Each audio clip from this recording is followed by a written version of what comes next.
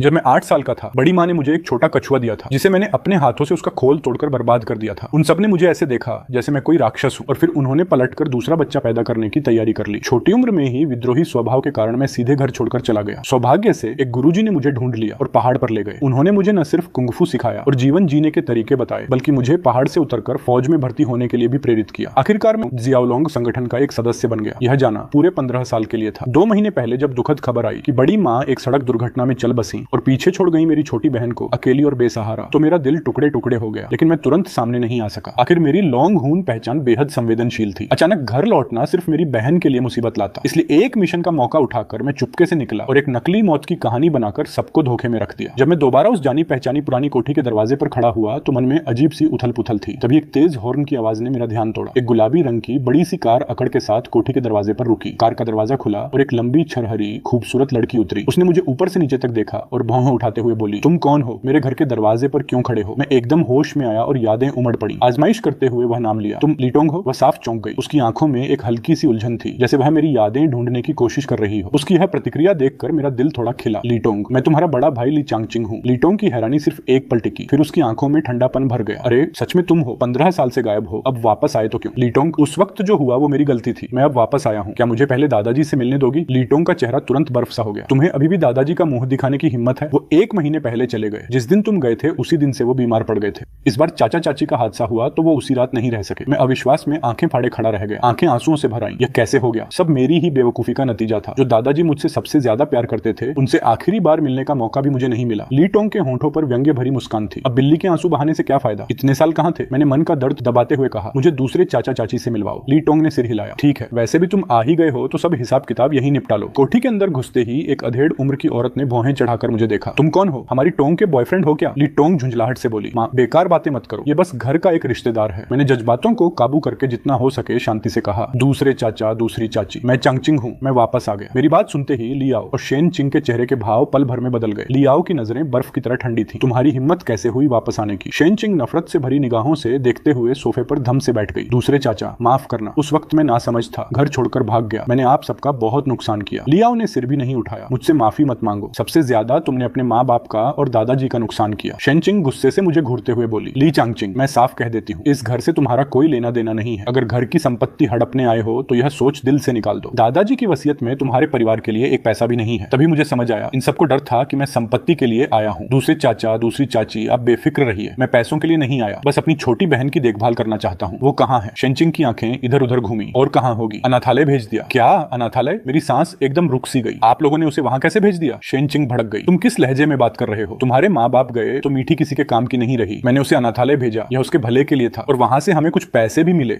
ये हमारी मेहनत का हक है। वैसे भी वहां के प्रधान ने कहा है कि एक अच्छा परिवार उसे गोद लेने को तैयार है। मैं मान चुकी हूँ, तुम उसे परेशान मत करना। शेन चिंग ने दोनों हाथ छाती पर बांधे, जैसे यह सब बिल्कुल स्वाभाविक हो। मेरा चेहरा पूरी तरह काला पड़ गया। अनाथालय ने आपको पैसे क्यों दिए? शेन चिंग को एहसास हुआ कि उसने गलत बात कह दी। इसका तो मतलब था कि उन्होंने मीठी को बेच दिया था। उसकी नजरें इधर उधर दौड़ी। वो कुछ नहीं, बस तुम उसे परेशान मत करो, मैंने उसके लिए अच्छा घर ढूंढा है। तुम्हारे साथ रहकर तकलीफ उठाने से तो बेहतर है। यह सुनते ही मुझे लगा जैसे पूरे बदन में खून उल्टा बहने लगा। गुस्से की एक लहर सीधे दिमाग में चढ़ गई। मैं एक झटके से आगे बढ़ा और शेन चिंग का गला अपनी मुट्ठी में जकड़ लिया। मीठी अभी कहाँ है? लियाओ यह देखकर गुस्से से तड़प उठा। मेरी नाक पर उंगली उठाकर चिल्लाया, गुस्ताखी, अभी हाथ हटाओ। ली टोंग भी नाराज थी। ली चांगचिंग, ज्यादा मत बढ़ो। माँ ने जो किया वो मीठी के भले के लिए किया। बकवास बंद करो। मैंने उसकी बात बीच में ही काटते हुए गरजा, इतने बड़े ली परिवार में मेरी एक छोटी सी बहन की परवरिश नहीं हो सकती। मुझे बेवकूफ समझते हो तुम सब कमीनों को? मेरे माँ बाप के बिना आज तुम कहाँ होते? यह कहकर मैंने जोर से हाथ झटका और शेन चिंग को दूर फेंक दिया। सुन लो, मैं घर की संपत्ति के लिए नहीं आया। अभी बताओ मेरी बहन कहाँ है? इस घर की हर चीज मैं छोड़ने को तैयार हूँ, लेकिन अगर नहीं बताया तो। दूर फेंकी गई शेन चिंग अभी होश में आई ही थी कि यह सुनकर एकदम शांत हो गई। झटपट एक कलम उठाई। यह तुमने खुद कहा, हमने जबरदस्ती नहीं की। तुम दस्तखत करो, मैं तुम्हारी बहन का पता बता दूंगी। मैंने बिना एक पल सोचे कलम उठाई और अपने नाम के दस्तखत कर दिए। शेन चिंग ने देखा कि मैंने सच में दस्तखत कर दिए तो खुशी से मुंह नहीं बंद हुआ। तुम्हारी बहन बाई अनाथालय में है। प्रधान ने कहा था आज ही उसे भेजने वाले हैं। अभी जाओ, शायद आखिरी बार मिल सको। हालात नाजुक थे। मैंने मन का गुस्सा दबाया और पलटकर सीधे बाहर की ओर दौड़ पड़ा। मेरी जाती हुई पीठ देखकर शेन चिंग ने नफरत से थूका, छी, क्या समझता है खुद को? वो मरी हुई लड़की आखिर कितने पैसों की है? जब मैं बाई अनाथालय पहुंचा तो सामने का नजारा देखकर मेरे होश उड़ गए। लोहे का फाटक जंग से भरा हुआ था। अंदर जंगली घास और कूड़े का अंबार था और दरवाजे पर 4 काले कपड़ों में बदमाश खड़े थे। यह अनाथालय नहीं, किसी काले कारागार से कम नहीं था। लेकिन मेरी बहन के लिए मैंने जबरदस्ती घुसने की हिम्मत नहीं की और धीरे धीरे आगे बढ़ा। भाई साहब, मेरी बहन इस अनाथालय में है, मैं उससे मिलना चाहता हूँ, कृपया रास्ता दें। बदमाशों ने एक नजर मुझ पर डाली और बेरुखी से बोले, नियम नहीं दिखा, एक बार अंदर आ गए तो तुम लोगों से कोई वास्ता नहीं। मैंने आगे कुछ नहीं कहा, मजबूरी का नाटक करते हुए पलटकर चला गया, फिर चुपचाप पास की झाड़ियों में घुस गया। मौका देखकर पिछले दरवाजे से दीवार फांदकर अंदर घुस गया। उसी वक्त पास के जंगल में पुलिस की एक टुकड़ी पूरी तैयारी के साथ मोर्चा संभाले थी। मुझे दीवार फांदते देख सब तनाव में आ गए। कैप्टन, अभी कार्रवाई करें? नहीं, अंदर बच्चों की तादाद अभी पक्की नहीं, जल्दबाजी नहीं करनी। यह बोलने वाली थी झोउचिंग, जियांगलिंग क्राइम ब्रांच की कैप्टन। वो इस अनाथालय पर काफी समय से नजर रखे हुई थी। इधर मैं अनाथालय के मुख्य दरवाजे के पास छुपकर एक अंधेरे कोने में दुबक गया। थोड़ी ही देर में एक कंटेनर ट्रक आकर रुका। एक गंजा आदमी उछलकर नीचे उतरा, चारों तरफ सतर्कता से नजर दौड़ाई, फिर अपने साथियों को लेकर तेजी से अंदर घुस गया। मैं उसकी परछाई की तरह पीछे पीछे चला और कमरे की खिड़की से चिपककर उनकी बातें सुनने लगा। अनाथालय का प्रधान यांग वेई मुस्कुराते हुए गंजे को बैठने का इशारा किया। हूँ भाई, इस महीने 2 चक्कर लगा लिए, ऐसे चलता रहा तो माल की कमी पड़ जाएगी। गंजा ढीठ होकर बैठ गया और शैतानी मुस्कान के साथ बोला, क्या करूं, ऊपर से जल्दी मांग रहे हैं, जल्दी से और जुगाड़ करो। बाहर खड़ा मैं साफ सुन रहा था। इस अनाथालय में सच में कुछ काला था। फिर मैं उनके पीछे पीछे चलता हुआ तहखाने तक पहुंचा। दरवाजे तक पहुंचते ही अंदर से बच्चों के कलेजा चीरते रोने की आवाज और कोड़ों की मार सुनाई पड़ी। रोना बंद करो, और रोया तो जान से मार दूंगा। मेरे अंदर का गुस्सा भड़क उठा। मैंने एक ठोकर से दरवाजा उड़ाया और अंदर घुस गया। कुछ पहरेदार कुछ समझ पाते इससे पहले ही मैंने उन्हें पल भर में धूल चटा दी। बेचैनी से दौड़ता हुआ मैं एक कोठरी के आगे रुका। अंदर 10-15 बच्चे कोने में सिकुड़कर कांप रहे थे। उनके चेहरों पर चोट के नीले काले निशान थे। साफ था, मार खूब पड़ी थी। मैंने आवाज धीमी करके उन्हें दिलासा देते हुए पूछा, क्या यहाँ कोई है जिसका नाम ली त्यान त्यान है? बात खत्म होते ही भीड़ में से एक 5-6 साल की छोटी सी बच्ची ने झांक कर देखा। उसकी बड़ी बड़ी चमकीली आंखें मुझ पर टिक गई। मेरी नजर भी फौरन उस पर पड़ी। बहन, तुम त्यान त्यान हो? छोटी बच्ची ने पलकें झपकाई और सीने से एक तस्वीर निकाली। उसने तस्वीर देखी, फिर मुझे देखा और फूट फूट कर रो पड़ी। भैया भैया, जल्दी मुझे बचाओ। वह पुकार जैसे अंधेरे में एक किरण बनकर आई जिसने मुझे जीने की वजह दे दी। मेरी आंखें भर आईं। मैंने मुट्ठी कसी और लोहे के दरवाजे पर पूरी ताकत से मुक्का मारा। धमाके के साथ दरवाजा खुल गया। मैं दौड़कर अंदर गया और उसे बाहों में भर लिया। त्यान त्यान, डरो मत, भैया आ गया। मैं एक घुटने पर झुका और अपनी उंगली से उसके आंसू पोंछे। माफ कर दो, यह सब भैया की गलती है। तुमने इतना कष्ट उठाया, भैया को मर जाना चाहिए था। त्यान त्यान कुछ नहीं बोली, बस मुझसे कसकर चिपट गई। दांत भींचकर रोना रोकने की कोशिश की, लेकिन आंसू थे कि रुक नहीं रहे थे। भैया मैं ठीक हूँ, त्यान त्यान बहुत मजबूत है, तुम रो मत। उसका सूजा हुआ छोटा सा चेहरा देखा, बाहों पर नील देखे, फिर आसपास और बच्चों का वही हाल देखा तो मेरे अंदर का गुस्सा उबलकर बाहर आने लगा। मैंने गहरी सांस ली और प्यार से त्यान त्यान के गाल थपथपाए। त्यान त्यान, शाबाश, भैया के साथ घर चलो। आज के बाद भैया कभी तुम्हें जरा भी तकलीफ नहीं होने देगा। यह मेरा वादा है, जिंदगी भर का वादा। ली त्यान त्यान के होंठों पर आखिरकार एक मुस्कान आई और उसने समझदारी से सिर हिला दिया। तभी गंजा और यांग वेई अपने आदमियों के साथ वहां पहुंचे। सामने का नजारा देखकर यांग वेई का पारा 7वें आसमान पर चढ़ गया। तुम हो कौन? त्यान त्यान उसकी आवाज सुनते ही कांप उठी, होंठ थरथराने लगे। भैया बुरे लोग आ गए, बुरे लोग। बाकी बच्चे भी डर के मारे कोने में सिकुड़ गए। अपनी बहन की डरी हुई आंखें देखकर मेरी आंखों में खतरनाक चमक आ गई। मैंने त्यान त्यान को धीरे से नीचे रखा और उसके सामने झुककर मृदु आवाज में बोला, त्यान त्यान, भैया के साथ एक खेल खेलें। आंखें बंद करो, जैसे ही भैया कहे आंखें खोलो, हम बाहर होंगे, भरोसा है? ली त्यान त्यान का बदन अभी भी कांप रहा था। यांग वेई की तरफ सतर्क नजर से देखती रही, लेकिन आखिर में सिर हिला दिया। भरोसा है, यह कहकर त्यान त्यान ने आंखें मूंद ली। अब मुझे किसी बात की चिंता नहीं थी। मैं धीरे से उठा, कोठरी से बाहर आया और सबको ठंडी नजर से देखा। मेरी आवाज ऐसे निकली जैसे नरक की गहराइयों से आ रही हो, तुम सबको मरना होगा। गंजे और यांग वेई का कलेजा कांप उठा। ऐसी आंखें उन्होंने कभी नहीं देखी थी। बस एक नजर में ऐसा लगा जैसे बर्फ में डूब गए हो। गंजा डर गया। वह जानता था ऐसी दहशत रखने वाले का हाथ साफ नहीं होता। वह थरथराती आवाज में चापलूसी से बोला, जनाब कोई गलतफहमी हो गई होगी। मैंने सिर हिलाया। आवाज बर्फ सी ठंडी थी। कोई गलतफहमी नहीं, बस तुम्हें मारना है। बात खत्म होते होते मेरा हाथ तलवार की तरह उठा और मैं परछाई की तरह गायब हो गया। अगले ही पल मैं वापस कोठरी के अंदर था। त्यान त्यान को गोद में उठाया और बाकी बच्चों को लेकर बाहर की तरफ बढ़ा। पीछे मुड़कर देखा तो गंजे और यांग वेई के गिरोह का हर शख्स आंखें फाड़े दहशत में खड़ा था। सबके अपने हाथ अपने ही गले पर थे, तड़प रहे थे लेकिन हिल नहीं सकते थे। जैसे ही बच्चों को लेकर मैं तहखाने से बाहर निकला, एक के बाद एक छप छप की आवाजें आने लगी। उनकी उंगलियों के बीच से खून के फव्वारे फूट पड़े। मरते दम तक उन्हें नहीं पता चला कि उन्होंने किससे पंगा लिया था। मैं त्यान त्यान को गोद में लिए मुख्य फाटक पर पहुंचा और एक ठोकर से उसे उड़ा दिया। त्यान त्यान, आंखें खोल सकते हो? मैंने मुस्कुराते हुए उसके छोटे से सिर पर हाथ फेरा। ली त्यान त्यान ने धीरे धीरे आंखें खोली। बाहर की दुनिया देखते ही खुशी से उछल पड़ी, हाथ हिलाने लगी। भैया आप तो बहुत ताकतवर हैं। मैंने हल्की सी मुस्कान दी और नजर दूर जंगल की तरफ घुमाई। तुम लोग आखिर कब तक वहां छुपे रहोगे? झाड़ियों में दुबकी झोउचिंग और उसकी साथी लोमड़ी एकदम चौंक पड़ी। लोमड़ी ने धीरे से पूछा, कैप्टन क्या यह हमारे बारे में बोल रही है? झोउचिंग ने उसे घूरा। परवाह मत करो, पहले बच्चों को बचाना है। यह कहकर वह अपनी टीम को लेकर अंदर कूद पड़ी। अंदर घुसते ही झोउचिंग ने पिस्तौल मुझ पर तान दी। हिलना मत, तुम कौन हो? यहाँ क्यों आए? मैंने झोउचिंग को देखा और हल्के से मुस्कुरा दिया। मैं अपनी बहन को लेने आया था, मिल गई, साथ में थोड़ी मदद भी कर दी। झोउचिंग को आधा विश्वास हुआ, आधा संदेह। उसने पलटकर लोमड़ी से कहा, तुम अंदर जाकर देखो। थोड़ी देर बाद लोमड़ी बाहर आई। उसने मुझे एक गहरी नजर से देखा और रिपोर्ट दी, कैप्टन अंदर के सब लोग तहखाने में मरे पड़े हैं। सबकी चोट एक जैसी है। गले पर एक बेहद बारीक खून की लकीर है। मरने वालों के चेहरे पर खौफ का भाव था, जैसे मरने से पहले उन्होंने कुछ बेहद दहशतनाक देखा हो। झोउचिंग ने रिपोर्ट सुनी और उसका चेहरा हैरानी से भर गया। सब मर गए? किसने किया? लोमड़ी ने कुछ नहीं कहा, बस उसकी तेज नजरें मुझ पर जम गई। पता नहीं, लेकिन इस पर सबसे सबसे ज्यादा शक है। झोचिंग ने सिर हिलाया और सतर्क होकर मुझे घूरा। जनाब, मुझे शक है कि आपका इस हत्याकांड से कोई संबंध है। कृपया हमारे साथ चलें और जांच में सहयोग करें। मैंने ठंडी हंसी दी। एक झुंड कमीने थे, मर गए तो अच्छा हुआ। तुमने किस आंख से देखा कि मैंने हाथ उठाया? झोचिंग मेरी बात से अटक गई, लेकिन जोर देकर बोली, यह शक है क्योंकि मरने से पहले उन सबका आखिरी संपर्क आपसे था, इसलिए आप पर सबसे ज्यादा संदेह है। मैंने बेबसी से सिर हिलाया। सुंदर पुलिस अफसर, हर बात में तर्क तो होना चाहिए, और वैसे ये सारे बच्चे मेरे गवाह हैं। तियान तियान फौरन बोल पड़ी, हाँ, जब भैया हमें बाहर निकाल रहे थे तब वो बुरे लोग ठीक ठाक खड़े थे। यह सुनकर झोचिंग और लोमड़ी एक दूसरे का मुंह ताकने लगी। दोनों के चेहरे पर उलझन थी। झोचिंग ने माथे पर बल डाले, थोड़ी देर सोचा, फिर हाथ हिलाते हुए बोली, जाइए। मैंने शुक्रिया कहा, सिर हिलाया और तियान तियान को गोद में उठाकर जाने लगा। रुकिए, झोचिंग ने अचानक फिर आवाज लगाई। आपका नाम? मेरे कदम एक पल के लिए रुके। ली चांगचिंग। यह कहकर मैं पलटा नहीं, बस तियान तियान को गोद में लिए बड़े बड़े कदमों से अनाथालय से निकल गया। घर वापस पहुंचे तो तियान तियान मेरी बाहों में गहरी नींद सो चुकी थी। कई दिनों का डर और थकान आखिरकार उसके बदन और मन को चूर कर गई थी। अब जाकर उसे वह सुरक्षा मिली थी जो उसे चाहिए थी। उसके सोते हुए चेहरे को देखा, फिर माँ बाप की याद आई। मेरा मन अपराध बोध से भर गया। अगर मैं उस दिन घर छोड़कर न गया होता तो शायद माँ बाप नहीं मरते। आज हम दोनों भाई बहन बेसहारा भटक रहे हैं। पहली बार मैंने खुद को इतना लाचार महसूस किया। जेब में एक पैसा नहीं, जियांगलिन में कोई जान पहचान नहीं, और जो एकमात्र परिवार था उससे भी आज रिश्ता टूट गया। अकेला होता तो कोई बात नहीं थी, लेकिन अब इस छोटी सी बच्ची की जिम्मेदारी भी थी। पैसों के बिना कुछ नहीं हो सकता था। तभी तियान तियान की आंखें धीरे से खुली। उसने बड़बड़ाते हुए धीमे से कहा, भैया मुझे फ्राइड चिकन खाना है। मैंने शर्मिंदगी से जेब टटोली। वहां मेरे चेहरे से भी ज्यादा सूनापन था,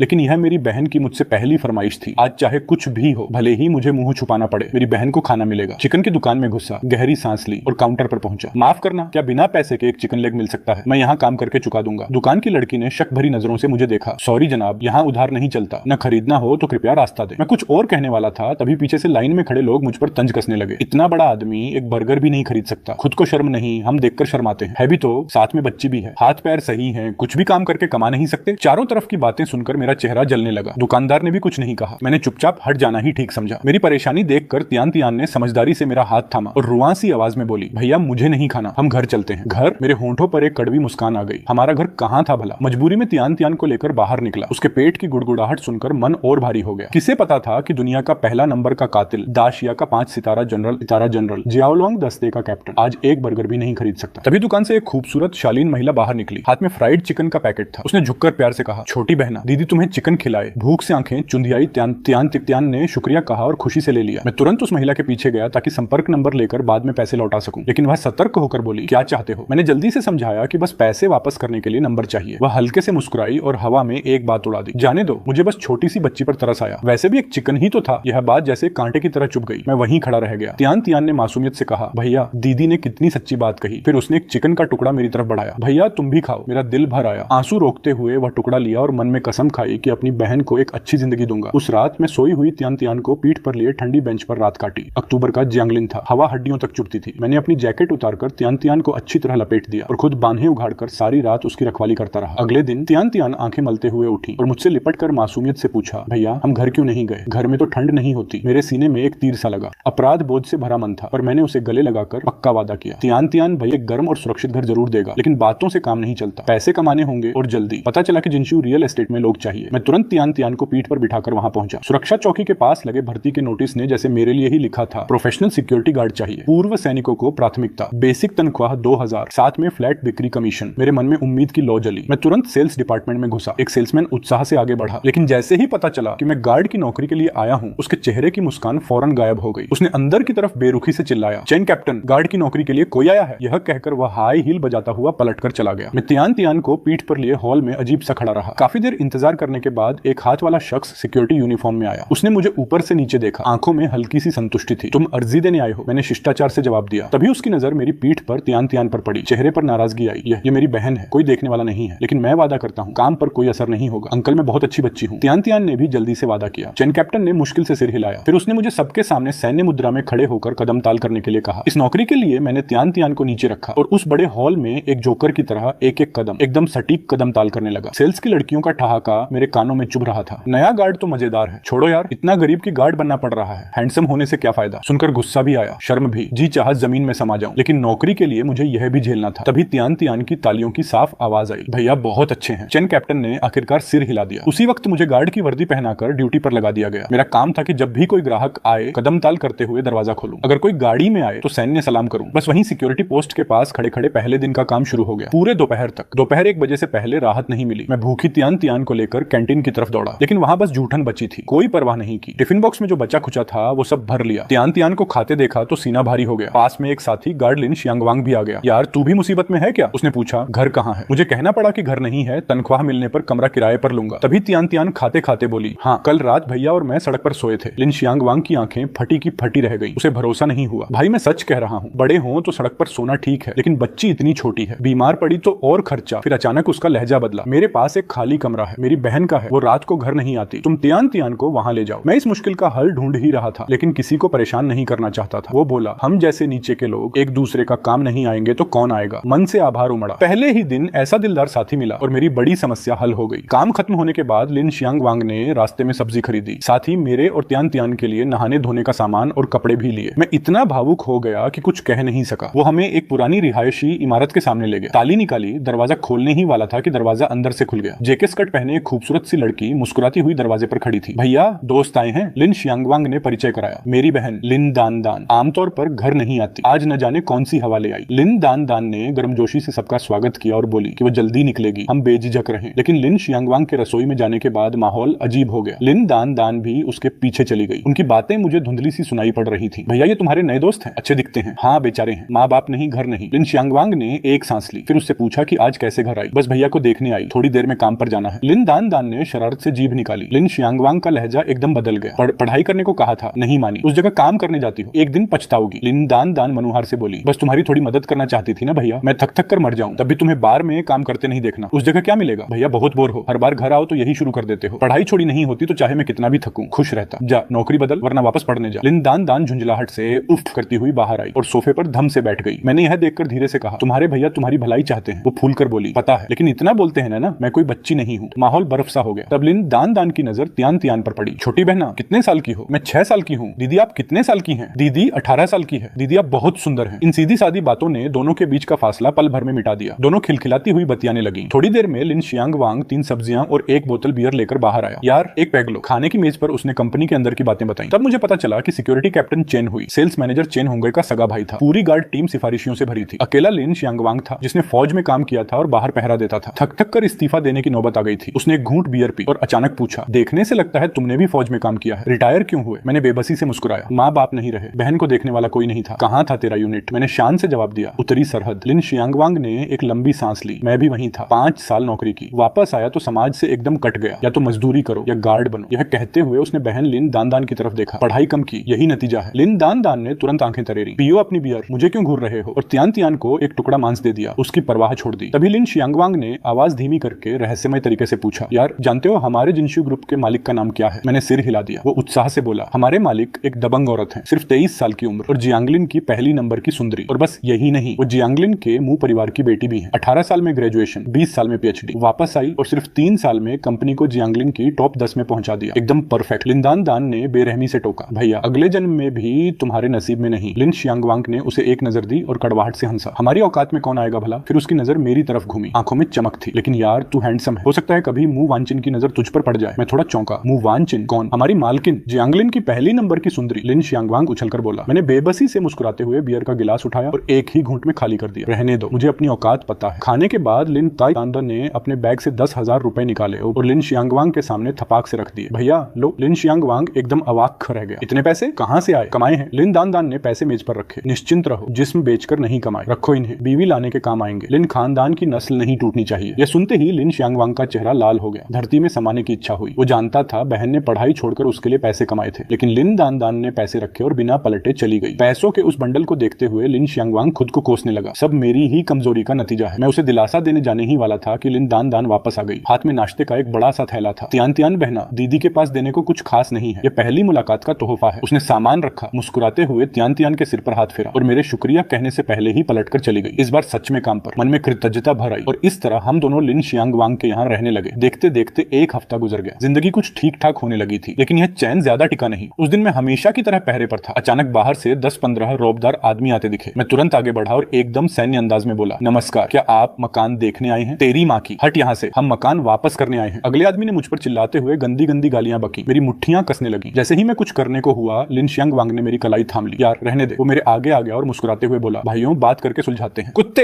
हट सामने से। उन लोगों ने उसकी एक न सुनी और धक्का देकर सीधे सेल्स डिपार्टमेंट की तरफ बढ़ गए। लिन शियांग वांग ने मेरे कंधे पर हाथ रखा। यार सब्र रखो, तियान तियान के लिए। मैंने सिर हिला दिया। तियान तियान का हाथ थामे उनके पीछे चल पड़ा। 15-20 लोग एक साथ घुस आए। सेल्स मैनेजर चेन होंग हड़बड़ाकर मुस्कुराते हुए आगे बढ़े, लेकिन अगले ही पल वो लोग चिल्लाने लगे, जिनशू गार्डन के हमारे मकान में पानी टपक रहा है, यह घटिया निर्माण है, हम मकान वापस करने आए हैं, आज पैसे नहीं मिले तो यह जगह तोड़ देंगे। यह सुनते ही वहां मौजूद दूसरे ग्राहक भी हिचकिचाने लगे। चेन होंग का चेहरा सफेद पड़ गया। मामला बड़ा ना हो जाए इसलिए वो मुस्कुराते हुए बोले, सब बैठकर बात करते हैं, यहाँ और ग्राहक भी हैं। लेकिन उनमें से सबसे आगे वाले ने मेज पर लात मारी। बात कौन होता है तू? अपना मालिक बुला। चेन होंग ने गुस्सा पीते हुए कहा, मैं ही मैनेजर हूँ, मकान में दिक्कत है तो हम जिम्मेदारी लेंगे। उस आदमी के होंठों पर टेढ़ी मुस्कान आई और झपाक उसने चेन होंग के गाल पर जोरदार थप्पड़ मार दिया। आज पैसे नहीं मिले तो तुझे खत्म कर दूंगा। चेन होंग गाल पर हाथ धरे आग बबूला हो गए। जिनशू के दफ्तर में मारपीट। तभी पर्दे की आड़ में छुपा सिक्योरिटी कैप्टन चेन हुई बाहर आ जाया। बहन किसने मारा? वो अपने कुछ निकम्मे गार्डों को साथ लेकर बिजली की छड़ें लहराते हुए अकड़ के साथ आया, लेकिन उस आदमी ने उसे देखा तक नहीं। तू कौन है बे? मैं यहाँ का सिक्योरिटी कैप्टन हूँ। मेरी बहन को हाथ लगाया। थपाक एक और जोरदार थप्पड़। चेन हुई चकरा गया। दर्द से चेहरा बिगाड़ते हुए वो चिल्लाया, इसे पकड़ो। लेकिन पीछे के गार्ड डर के मारे जम गए, कोई आगे नहीं बढ़ा। चेन हुई ने गुस्से में दरवाजे पर खड़े मुझे और लिन शियांगवांग को उंगली दिखाई। तुम दो बेकार, आगे बढ़ो। लिन शियांगवांग ने धीरे से एक गाली दी, लेकिन फिर भी आगे चल दिया। मैंने तियान तियान को समझा बुझाकर उसके पीछे चला। तभी उस आदमी ने एक ठोकर से चेन हुई को गिरा दिया और चिल्लाया, भाइयों तोड़ दो सब। 15-20 लोगों ने झट से कुर्सियां उठाई और मॉडल रूम पर टूट पड़े। हालात काबू से बाहर हो गए। मैंने और लिन शियांगवांग ने एक दूसरे को देखा और दौड़ पड़े, लेकिन कुछ अजीब हुआ। इन लोगों को जरा सा छूते ही सब धड़ाम से गिर पड़े। हमने ढंग से हाथ भी नहीं उठाया था कि 15-20 लोग जमीन पर लौटने लगे। मार दिया, जिनशू गार्डन के लोगों ने मार दिया। मैं और लिन शियांगवांग एक दूसरे का मुंह ताकते रह गए। यह तो नाटक था। चेन हुई फटाफट उठा और बिजली की छड़ लेकर उस आदमी पर झपटने लगा। हिम्मत कैसे हुई? रुको। दरवाजे से 2 पुलिस वाले दौड़ते हुए अंदर आए। जमीन पर लेटे हुए लोग फौरन रोने धोने लगे। साहब इन्होंने मारा। चेन होंग ने सफाई दी कि ये लोग खुद लड़ाई करने आए थे और पहले हाथ उठाया। जो भी हो, मारा किसने? पुलिस ने सख्ती से पूछा। चेन हुई ने बिना एक पल सोचे मुझे और लिन शियांगवांग की तरफ इशारा कर दिया। इन दोनों ने मारा। चेन कैप्टन ये क्या कर रहे हो? लिन शियांगवांग गुस्से से कांप रहा था। चेन हुई ने नकली दिलासा दिया, घबराओ मत, कंपनी कुछ करेगी। मारा आप दोनों ने? पुलिस ने तेज आवाज में पूछा। हमें मानना पड़ा। हाँ ठीक है, दोनों हमारे साथ चलो। जैसे ही हम पुलिस की गाड़ी में बिठाए जाने लगे, मैंने देखा कि वो 15-20 बुरी तरह घायल लोग एक एक करके उठे और मजे से चलते बने। मैंने तियान तियान को साथ ले चलने की गुजारिश की। पुलिस ने हाँ कर दी। पुलिस की गाड़ी में तियान तियान डरकर बोली, पुलिस अंकल आपने मेरे भैया को पकड़ लिया। गाड़ी जैसे ही चली, मैंने पीछे की खिड़की से देखा। वो नौजवान जो सबसे आगे था, वो फटाफट एक आलीशान गाड़ी में जा बैठा। गाड़ी में बैठते ही उसने पिछली सीट पर सूट बूट में बैठे एक आदमी से शिकायत की, बॉस यह सब नाटक क्यों? सीधे लोग लेकर आते और तोड़ फोड़ कर देते। उस आदमी ने सिगार मुंह में दबाया हुआ था। धुआं धीरे से छोड़ते हुए बोला, जमाना सिर्फ मारकाट का नहीं होता। उसकी आंखें ठंडी हो गई। हत्या का भाव साफ झलक रहा था। आज रात मालिकों के ग्रुप में खबर फैला दो कि जिनशू गार्डन में मारपीट हुई। कल शेयर धारक और आवाज उठाएंगे। इस उथल पुथल का फायदा उठाकर अपने आदमियों से थोड़ा खून बहवाओ, समझे? नौजवान जुओ मिंग ने फौरन सिर हिलाया। बॉस निश्चिंत रहिए, ये मेरे चाचा का काम है। तो यह था असली चेहरा। यह आदमी था जियांगलिन का अंडरवर्ल्ड डेविल डॉन यांग शियोंग, और उसके पीछे कोई और था जो जिनशू ग्रुप को तबाह करना चाहता था। उनके जाने के बाद एक बिजनेस वैन सेल्स डिपार्टमेंट के सामने आकर रुकी। गाड़ी का दरवाजा खुला और एक बेहद खूबसूरत औरत उतरी जो प्रोफेशनल सूट में थी। यह थी जिनशू ग्रुप की दूसरी सबसे बड़ी अधिकारी, प्रेसिडेंट की सेक्रेटरी सोंग मिंगलिंग। सोंग जी आप आ गई। चेन होंग दौड़कर आगे आए। सोंग मिंगलिंग ने तहस नहस हुए सेल्स डिपार्टमेंट में कदम रखा। चेहरे पर बर्फ जैसी ठंडक थी। क्या हुआ? चेन होंग ने सारी बात बताई और जोर दिया कि ये लोग जानबूझकर लड़ाई करने आए थे। चेन हुई ने बीच में घुसते हुए अपनी वाहवाही की। मेरे और मेरे आदमियों की वजह से उन्हें रोक सका। मेरे और लिन शियांगवांग के बारे में एक शब्द नहीं। सोंग मिंगलिंग ने उसे एक ठंडी नजर दी। अच्छा किया, कंपनी पूरा नुकसान भरेगी। शुक्रिया सोंग जी। चेन हुई ने फौरन वफादारी दिखाई, लेकिन सोंग मिंगलिंग ने बस एक ठंडी हूं की और पलटकर चल दी। यह मामला मैं संभालूंगी। इसके बाद सोंग मिंगलिंग सीधे जिनशू ग्रुप के मुख्यालय की सबसे ऊपरी मंजिल पर पहुंची। उसने सबसे भीतरी दफ्तर का दरवाजा खोला। अंदर से एक मधुर आवाज आई, वापस आ गई। दफ्तर की मेज के पीछे एक बेहद खूबसूरत औरत बैठी थी। यह थी जिनशू ग्रुप की प्रेसिडेंट मू वानचिन। सोंग मिंगलिंग सीधे बैठ गई। ये वांग ग्रुप की चाल है, हमारी साख मिट्टी में मिलाना चाहते हैं। लेकिन मू वानचिन ने सिर तक नहीं उठाया। सोंग मिंगलिंग बेचैन हो गई। मुझे सामने वाले ने हाथ उठा दिया और आपको कोई फर्क नहीं? वांग ग्रुप हमें नुकसान पहुंचाने की कोशिश करता रहा है पर कुछ कर नहीं पाया, लेकिन इस बार मुझे कुछ अलग लग रहा है। उसने आवाज धीमी की। वांग हुआन आपसे नफरत करती है, थोड़ा सतर्क रहिए। मू वानचिन ने तब जाकर सिर उठाया, माथे पर उंगली फेरते हुए बोली, फ्लैट का मामला तुम देखो, पता करो वांग हुआन आखिर चाहती क्या है। सोंग मिंगलिंग का लहजा बदल गया। चेहरे पर गहरी चिंता आ गई। सहेली कोई अच्छा सुरक्षा कर्मी रख लो अपने साथ। पिछली बार जो हुआ वो याद करके आज भी रोंगटे खड़े हो जाते हैं। बस 15 दिन पहले मू वानचिन पर जानलेवा हमला हुआ था। किसी तरह बच गई थी, लेकिन मू वानचिन ने साफ मना कर दिया। बेकार में हर वक्त कोई पीछे पीछे घूमता रहे अच्छा नहीं लगता। तो क्या करें, कोई और रास्ता है? सोंग मिंगलिंग खड़ी हो गई। मुझे यकीन है पिछली बार भी वांग हुआन के आदमी थे, अब फिर फ्लैट फ्लाइट में गड़बड़ करा रही है। अगर इस बार फिर किसी को तुम पर भेजा तो बेकार की बात, मू वानचिन ने शांत आवाज में कहा। लेकिन सोंग मिंगलिंग का चेहरा बिल्कुल गंभीर था। मैं मजाक नहीं कर रही। सहेली की यह प्रवाह देखकर मू वानचिन को झुकना पड़ा। ठीक है, यह काम तुम पर, लेकिन साथ ही 3 शर्तें भी रख दी। कोई गलत इरादे वाला ना हो, पेशेवर हो, तमीज हो और हो सके तो औरत हो। सोंग मिंगलिंग से रहा न गया। सीधे शादी ढूंढ दूं तुम्हारी? बस काम काम काम। मू वानचिन के होंठों पर हल्की मुस्कान आई। मेरी रानी सोंग जी, तुम्हें खुद कब मिलेगा कोई? बेकार। सोंग मिंगलिंग ने आंखें घुमाई और पलटकर चली गई। लेकिन मन में वो जानती थी, जो 10 पर अकेले भारी पड़े, जिसकी पेशेवर काबिलियत और इंसानियत दोनों लाजवाब हो, ऐसा इंसान मिलता कहाँ है। इधर मैं और लिन शियांगवांग हवालात में बंद हो चुके थे। मुझे खुद की चिंता नहीं थी, पर तियान तियान की बेचैनी थी। अफसर साहब, मेरी बहन कहाँ है? चिंता मत करो, हमारी साथी उसके साथ है, खेल रहे हैं। यह सुनकर मेरी सांस में सांस आई। लिन शियांगवांग आशावादी था। यार, चेन हुई कंपनी को बताएगा, वो लोग हमें छुड़ाने आएंगे। लेकिन वो नहीं जानता था कि चेन हुई के मन में ऐसा कोई इरादा था ही नहीं। इंतजार करते करते पूरा दिन बीत गया। मैं बेचैन हो रहा था कि तभी एक चेहरा सब बदल गया। क्राइम ब्रांच की डिप्टी कैप्टन लोमड़ी हवालात के पास से गुजर रही थी कि अचानक उसकी नजर मुझ पर पड़ी। पल भर में आंखें फैल गईं। यह तो वही है। वो फौरन दौड़ती हुई ऊपर गई। सूदुन, सूदुन, अंदाजा लगाओ मैंने किसे देखा। ऊपर दफ्तर में झोउचिंग केस की तस्वीरें देख रही थी। उसने बेरुखी से पूछा, कौन? ली चांगचिंग, लोमड़ी ने हांफते हुए कहा। झोउचिंग ने पहले एक आवाज निकाली, फिर उसकी चाय छलकते छलकते बची। उसने झटके से पीछे देखा। किसे कहा?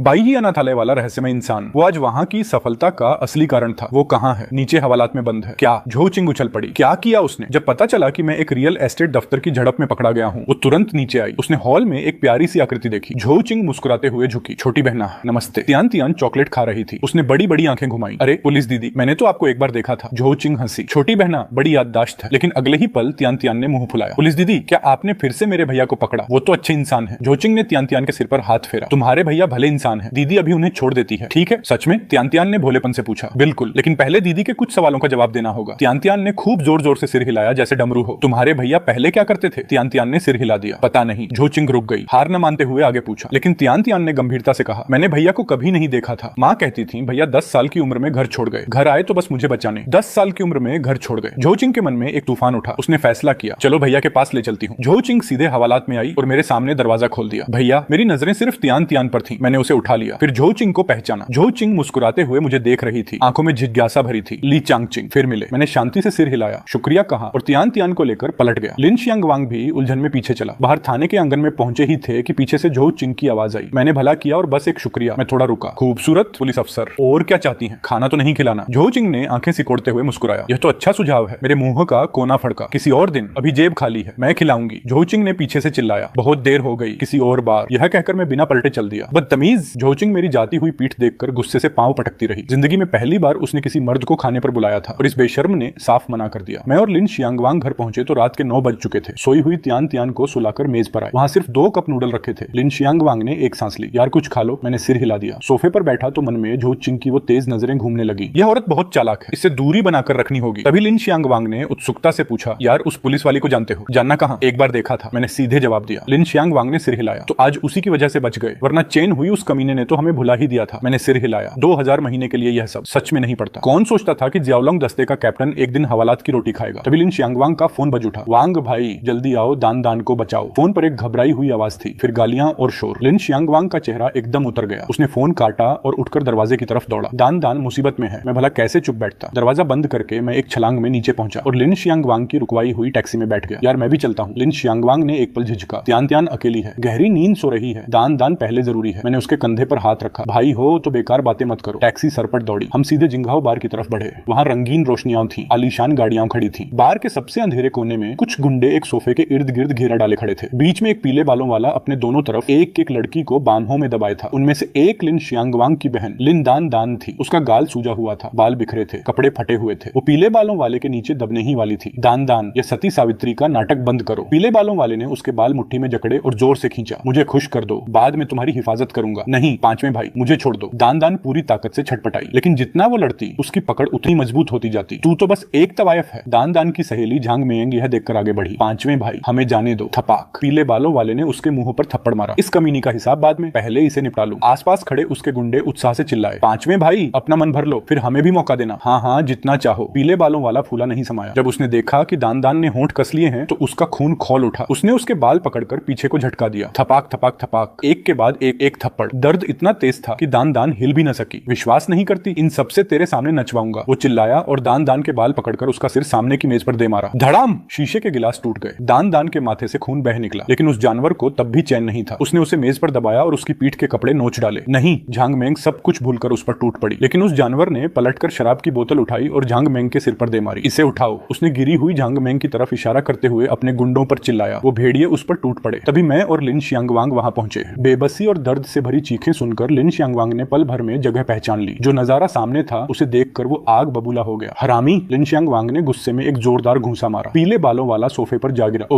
गिरा। उसने दान दान को झट से उठाया और मेरी बाहों में सौंप दिया। मैंने घायल दान दान को थामा। उन गुंडों को देखकर आंखों में आग भर आई, लेकिन पहले धीरे से बोला, दान दान, डरो मत। दान दान ने मुझे कसकर पकड़ लिया और मेरे सीने पर फूट फूट कर रोने लगी। इसे मार डालो, इसने मुझे मारा। पीले बालों वाला मुंह पर हाथ रखे उठा और पागलों की तरह चिल्लाया। लिन शियांगवांग ने पलटकर एक और घूंसा जमाया, फिर शराब की बोतल उठाई और झांग मेंग को परेशान कर रहे गुंडों के सिर पर एक एक करके मारी। झांग मेंग को अपनी पीठ के पीछे कर लिया। वांग भाई! झांग मेंग डरकर उसके कंधे से चिपट गई। डरो मत, पीछे रहो। लिन शियांगवांग की आंखों में अडिग संकल्प था। यह कहते ही 7-8 गुंडे बोतलें उठाकर चारों तरफ से घेर लिया। हिम्मत कैसे हुई? आज यहाँ से जिंदा नहीं जाओगे। पीले बालों वाले के हुक्म पर सब एक साथ टूट पड़े। लिन शियांगवांग ने झांग मेंग को मुझे सौंपा और अकेले सामने आ गया। मुक्के सटीक, लात करारी। पीछे से एक बोतल उसके सिर पर लगी, लेकिन वो युद्ध के देवता की तरह डटा रहा। 1 मिनट भी नहीं लगा। 4 गुंडे धराशायी, बाकी सबके पांव जम गए। कोई आगे नहीं बढ़ा। तभी पीले बालों वाले के होंठों पर एक खतरनाक मुस्कान आई। 2-4 हाथ चलाना जानते हो, लेकिन आज मरोगे जरूर। अचानक बार का संगीत बंद हो गया। रोशनी पूरी तरह जल उठी। ऊपर से एक सिगार दांतों में दबाए रौबदार शख्स 10-15 सुरक्षा कर्मियों के साथ धड़धड़ाते हुए नीचे उतरा। पीले बालों वाले ने उसे देखा और तुरंत वो कुत्ते की तरह उस शख्स के पास पहुंचा और लिन शियांगवांग की तरफ उंगली उठाकर चुगली की। भाई आ गए, यही है जिसने यहाँ गड़बड़ की। वो समाज का बड़ा भाई जुओमिंग वही निकला जिसे दिन में लिन शियांगवांग ने सबक सिखाया था। दिन में इस बेवकूफ ने मुझे मारा और अब खुद चलकर आ गया। जुओमिंग ने ठंडी मुस्कान दी और लिन शियांगवांग को पहचान लिया। उसने हाथ उठाया। बिजली की छड़ लिए 10-15 सुरक्षा कर्मी पल भर में हम चारों के चारों तरफ घेरा बनाकर खड़े हो गए। बस हो गए। झांग मेंग का चेहरा एकदम सफेद पड़ गया। वो कांपती हुई मेरे पीछे छुप गई। लिंदान दान खुद को कोसने लगी। अचानक वो मेरी बाहों से निकली और धप से घुटनों पर गिर पड़ी। 5वें भाई, मेरे भैया को छोड़ दो, मैं जो कहोगे करूंगी। जुओमिंग ने शैतानी मुस्कान दी। जरूरत नहीं, पहले तेरे भैया को खत्म करूंगा, फिर तेरे साथ आराम से। दान दान उठो। लिन शियांगवांग ने झट से बहन को उठाया। फिर उसने मुझे आंखों में आंखें डालकर देखा। यार मैं इन्हें रोकता हूँ, तुम इन्हें यहाँ से निकालो। लेकिन मैंने बस हल्के से मुस्कुराया और उसके कंधे पर हाथ रखा। यार तुम पीछे हटो, इनसे मैं निपटता हूँ। लिन शियांगवांग की आंखें फटी की फटी रह गई। मैं उसके आगे आ गया और जुओमिंग को शांत नजरों से देखा। आवाज बर्फ सी ठंडी थी। दान दान को तुमने चोट पहुंचाई। जुओमिंग अकड़ से बोला। तू होता कौन है? मैंने एक एक शब्द साफ कहा। वो मेरी बहन है। जिसने मेरी बहन को हाथ लगाया उसे ईश्वर भी नहीं बचा सकता। यह मैं कह रहा हूँ। बात खत्म होते ही लिंदान दान और झांग मेंग दोनों हक्की बक्की रह गई। लिन शियांगवांग ने थूक निकला। साले बड़ा शेर है, इसे खत्म करो। जुओमिंग का गुस्सा भड़क उठा। 10-15 सुरक्षा कर्मी बिजली की छड़ें लहराते हुए टूट पड़े। यार संभलना। लिन शियांगवांग घबरा गया, लेकिन मैं वहीं खड़ा रहा। होंठों पर हल्की मुस्कान, मुट्ठी बनाई, धप धप धप। अगले ही पल वो 10-15 हट्टे कट्टे आदमी हवा में उड़कर दूर जा गिरे। जुओ यांग शियोंग सिगार का धुआं निगलते हुए चेहरा लाल किए खड़ा था। सबकी हैरान नजरों में मैं धीरे धीरे जुओमिंग के पास पहुंचा जो जमीन पर पड़ा था। मैंने कहा था जो मेरी बहन को हाथ लगाएगा उसे कोई नहीं बचाएगा। भाई बचाओ। जुओमिंग दहशत से चिल्लाया। जुओलिंग होश में आया, पीछे से मुझ पर झपटा, लेकिन मैंने बस थोड़ा सा घूमकर उसकी कलाई थाम ली और जोर से मरोड़ दी। जुओलिंग ने सुअर की तरह चीख मारी। उसका घमंडी घूंसा मेरे सामने बेकार साबित हुआ। एक झटके में उसका पूरा हाथ टेढ़ा हो गया। दर्द से बेहाल वो बस देखता रहा जब मैं उसके भाई जुओमिंग की तरफ बढ़ा। बॉस! जुओलिंग ने हताश होकर ऊपर की तरफ चिल्लाया। तब जाकर यांग शियोंग आगे आया। भाई साहब मेरी बात मानोगे? मैंने उसे ऊपर से नीचे देखा और 4 शब्द ठंडे से निकाले। तुम लायक नहीं हो। यांग शियोंग का चेहरा लाल हो गया, लेकिन एक शब्द नहीं निकला। उस पल कोई नहीं रोक सका। मैं एक एक कदम रखते हुए जुओमिंग के पास पहुंचा। उसके पांव कांप रहे थे। पैंट में ही सब हो गया। बिना कोई बात किए मैंने पांव उसके घुटने पर रखा। कड़ाक! घुटने की हड्डी चूर। जुओमिंग की दर्दनाक चीख निकली, लेकिन अभी और बाकी था। दूसरे घुटने पर पांव रखा। कड़ाक! दोनों पांव बेकार।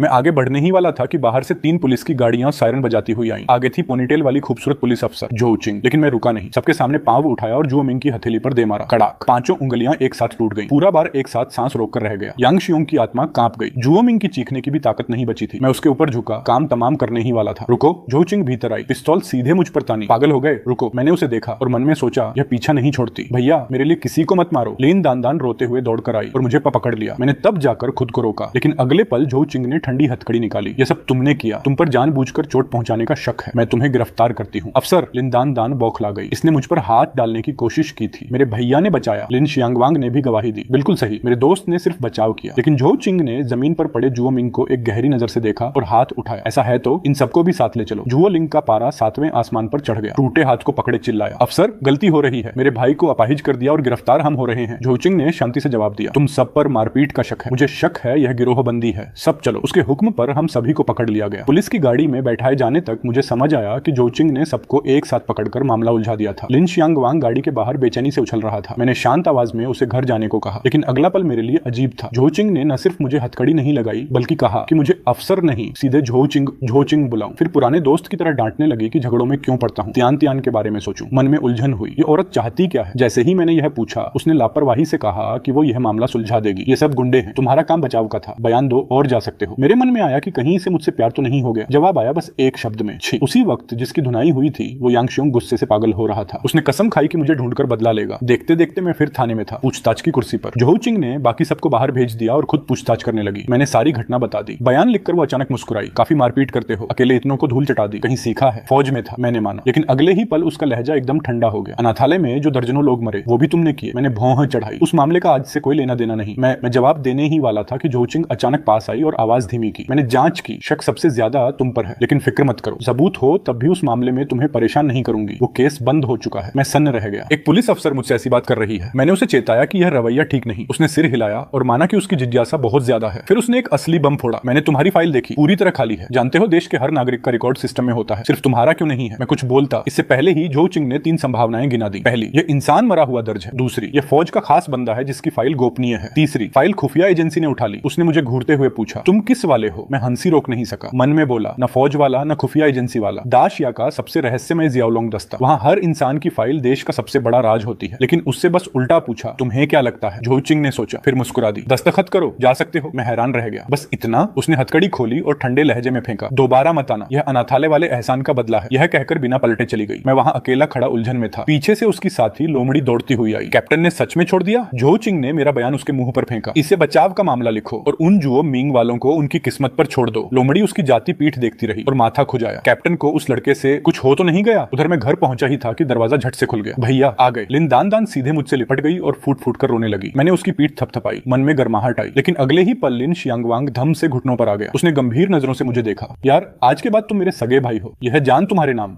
मैंने जल्दी से उसे उठाया और सोफे पर बिठाया। यार इतनी बड़ी बात मत करो, मेरे दिल में हम पहले से एक परिवार हैं। लिन शियांगवांग का चेहरा खिल गया, लेकिन पलटते ही बहन को डांटने लगा। दान आगे से उस तरह की जगह काम करना बंद। लिन दान ने मुंह बनाते हुए सिर हिलाया। हाँ भैया समझ गई। मैं भी बोल पड़ा। दान तुम्हारे भैया तुम्हारी भलाई चाहते हैं। वो जगह ठीक नहीं थी। घर की चिंता मत करो, हम दोनों कमाते हैं। तुम्हें और त्यान को पालना हमारे बस की बात है।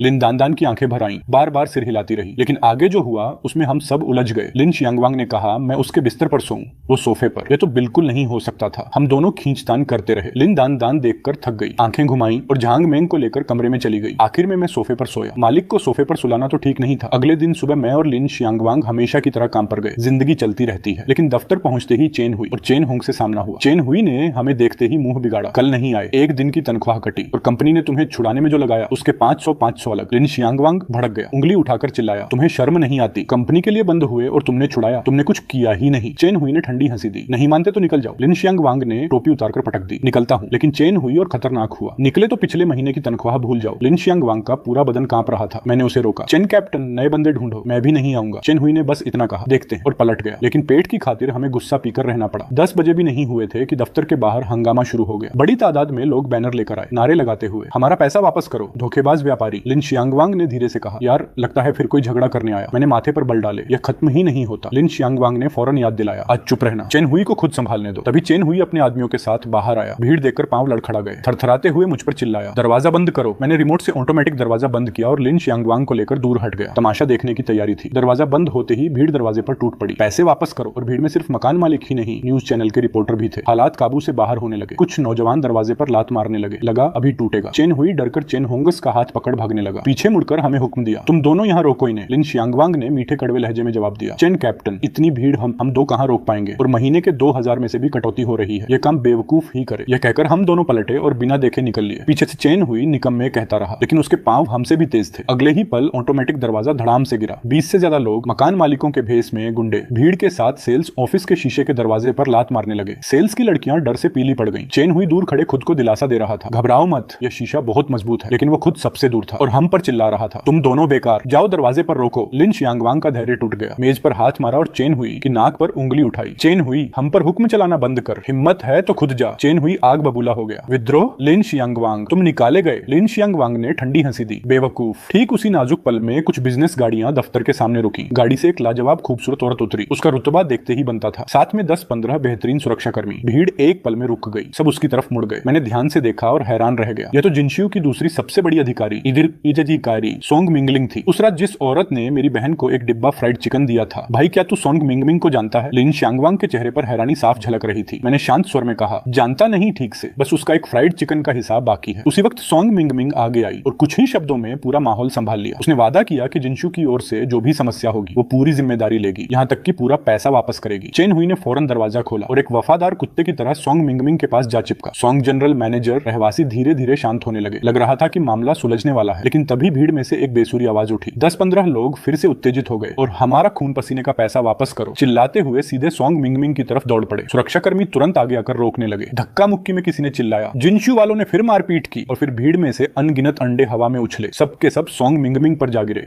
सोंग मिंगमिंग भी घबरा गई। वो समझ चुकी थी कि यह एक साजिश है। अगले ही पल उन बदनीयत लोगों ने सुरक्षा कर्मियों पर हाथ उठाना शुरू कर दिया। हालात पूरी तरह बेकाबू हो गए। सुरक्षा कर्मी और समाज के गुंडे जो रहवासियों के भेस में आए थे एक दूसरे से भिड़ गए। कुछ सच्चे रहवासी बीच बचाव करने उठे तो भगदड़ और बढ़ गई। और यही तो किराएदार हत्यारों को चाहिए था। भीड़ में छुपे हुए हत्यारे मौका देखकर घातक वार करने लगे। चीखें गूंजने लगी। कई रहवासी पूरे शरीर में ऐंठन के साथ जमीन पर गिर पड़े और वहीं दम तोड़ दिया। खून हो गया। जिनशियू के सुरक्षा कर्मियों ने खून किया। एक दिल दहला देने वाली चीख ने सभी रहवासियों को पूरी तरह भड़का दिया। वे उन छुपे हुए गुंडों के साथ मिलकर पागलों की तरह सुरक्षा कर्मियों पर टूट पड़े। एक भीषण खूनी संघर्ष छिड़ गया। सोंग मिंगमिंग सुन्न पड़ चुकी थी, डर के मारे बुत बन गई थी। लेकिन परछाई में छुपकर सब देख रहे ली झांगचिंग की नजर कुछ हथियारों की आंखों पर पड़ी। उनकी निगाहें सीधे सोंग मिंगमिंग पर टिकी थी। दुश्मनों की उसे परवाह नहीं थी, लेकिन यह एहसान वो चुका के रहेगा। तभी एक हत्यारे ने तेज धार चाकू निकाला और भीड़ की आड़ में सोंग मिंगमिंग की तरफ झपट पड़ा। सोंग मिंगमिंग का रंग उड़ गया। मौत सामने खड़ी थी, लेकिन जब चाकू का सिरा उसके दिल से महज 1 मिलीमीटर दूर था, एक फौलादी हाथ ने हत्यारे की कलाई को जकड़ लिया। कड़ाक की आवाज के साथ कलाई टूट गई। ली झांगचिंग था। उसने देखा भी नहीं, बस एक उंगली उठाई और हवा में से एक तेज शक्तिवेग छूटा जो हत्यारे के दिल को चीरता हुआ निकल गया। उसी जगह ढेर। सोंग जनरल मैनेजर, जल्दी छुप जाओ, ली झांगचिंग ने पीछे मुड़कर कड़कदार आवाज में कहा। लेकिन सोंग मिंगमिंग डर के मारे हिल भी नहीं पा रही थी। तभी बाएं और दाएं से 2 और लोग चाकू लेकर झपटे। ली झांगचिंग ने उसे अपने पीछे कर लिया और हथेली को तलवार की तरह चलाते हुए ऐसी रफ्तार से जो आंखों को दिखे भी नहीं, दोनों की गर्दनें काट दी। 2 धम्म की आवाजें, दोनों हत्यारे गिर पड़े। पल भर के लिए सब कुछ थम गया। बचे हुए हत्यारे डर के मारे हिलने की हिम्मत नहीं कर पा रहे थे। लेकिन ली झांगचिंग ने ठंडी सांस ली। उसका इरादा इन मवालियों को छोड़ने का नहीं था। उसने सोंग मिंगमिंग को छोड़ा, एक छलांग में भीड़ में घुसा और आखिरी 2 हत्यारों के सामने जा खड़ा हुआ। उसके होठों पर एक शैतानी मुस्कान थी। आए हो तो यहीं रहो। दोनों बच नहीं सके। उन्होंने चाकू निकालकर वार किया। ली झांगचिंग ने उनकी कलाइयां थाम ली। कड़ाक कड़ाक दोनों टूट गई। फिर उसने एक एक मुक्का उनके सीने पर मारा। दोनों खून उगलते हुए दूर जा गिरे और वहीं प्राण त्याग दिए। चारों तरफ मौजूद सभी लोग सकते में आ गए। अब कोई बखेड़ा करने की हिम्मत नहीं कर रहा था। तभी चेन हुई न जाने कहां से प्रकट हुआ और सोंग मिंगमिंग को लेकर सेल्स डिपार्टमेंट के अंदर चला गया। बाहर पुलिस के सायरन की आवाजें गूंजने लगी। कई पुलिस गाड़ियां तेजी से आकर रुकी। अगुवाई कर रही झोऊ चिंग दरवाजे पर पहुंची तो सामने 2 लाशें पड़ी थी। उसकी आंखें फटी की फटी रह गईं और भीड़ में उसकी नजर ली झांगचिंग पर पड़ी। सच में किस्मत का खेल है। झोऊ चिंग ने उसे घूरते हुए चिल्लाया, कोई हिलेगा नहीं, सब बैठ जाओ। ली झांगचिंग के होठ फड़के। फिर उसने बड़े सहयोगी अंदाज में दोनों हाथ सिर पर रखकर बैठ गई। झोऊ चिंग ने पूरे घटनास्थल का मुआयना किया। कुल 9 लाशें, 5 ली झांगचिंग के हाथों। उसने तुरंत घटनास्थल को सील करने और एम्बुलेंस बुलाने का आदेश दिया। फिर अकेले सेल्स हॉल में घुस गई। झोऊ चिंग सीधे सोंग मिंगमिंग के सामने बैठ गई और उसे ठंडी नजरों से घूरते हुए बोली, तुम ही जिनशियू की डिप्टी जनरल मैनेजर सोंग मिंगमिंग हो। सोंग मिंगमिंग ने सिर हिलाया। हाँ बताओ बाहर क्या हुआ। झोऊ चिंग का यह पूछताछ वाला लहजा सोंग मिंगमिंग को बहुत असहज लग रहा था, लेकिन वो शांत स्वर में बोली, माफ करें, मेरी अभी मानसिक स्थिति ठीक नहीं है। जो पूछना हो मेरे वकील से पूछे। झोऊ चिंग का चेहरा खिंच गया। मिस सोंग, बाहर 9 लोगों की जानें गई हैं। घटनास्थल की मौजूद शख्स के रूप में मुझे आपसे पूछताछ का पूरा अधिकार है। सोंग मिंगमिंग ने हल्की सी मुस्कान के साथ जवाब दिया, है क्या अधिकारी महोदया, मैं खुद अभी जानलेवा हमले से बची हूँ। एक पुलिस वाले के रूप में आप सच्चाई जांचने की बजाय मुझ पीड़ित से पूछताछ कर रही हैं। झोऊ चिंग का चेहरा उतर गया। उसे मजबूरन कहना पड़ा कि यह बस जानकारी लेना था। सोंग मिंगमिंग उठकर खड़ी हो गई। समझ गई, मैं लोगों को भेजकर आपका सहयोग करवाऊंगी। अब भी मुझे जाना है। झोऊ चिंग कुछ नहीं कर सकती थी। उसने जाने का इशारा किया। सोंग मिंगमिंग जाते जाते ली झांगचिंग के पास से गुजरी। उसने एक बार देखा, लगा जाना पहचाना चेहरा है, लेकिन याद नहीं आया। वो तेजी से चली गई। झोऊ चिंग ने कमर पर हाथ रखकर अपने मातहतों को आदेश दिया, सीसीटीवी फुटेज ले आओ और मारपीट में शामिल सभी को पूछताछ के लिए ले चलो। यह सुनते ही वहां मौजूद सभी लोग सहम गए। वे सब ली झांगचिंग की तरफ उंगली उठाते हुए बोले, यही है, इसी ने मारा, हम सब सबने देखा। पुलिस वाले आगे बढ़ने लगे, लेकिन तभी झोउ चिंग ने जोर से टोका, अरे रुको रुको, ये मेरे पास है। झोउ चिंग ली झांगचिंग के सामने आई और नीचे बैठी उसे ऊपर से देखते हुए व्यंग्य से बोली, तू सच में जबरदस्त है, इस बार तो अच्छा मौका मिल गया। ली झांगचिंग ने ऊपर देखकर मुस्कुराते हुए कहा, सुअधिकारी, फिर मुलाकात हुई। हाँ, मैंने 5 को मारा, लेकिन वे सब बुरे लोग थे। झोउ चिंग ने हाथ हिलाते हुए कहा, रहने दे रहने दे, 5 काफी हैं तेरे लिए सिरदर्द बनने को। यह कहते हुए उसने अपनी कमर से हथकड़ी निकाली, ली झांगचिंग की कलाई पकड़ी और खींचते हुए चल दी।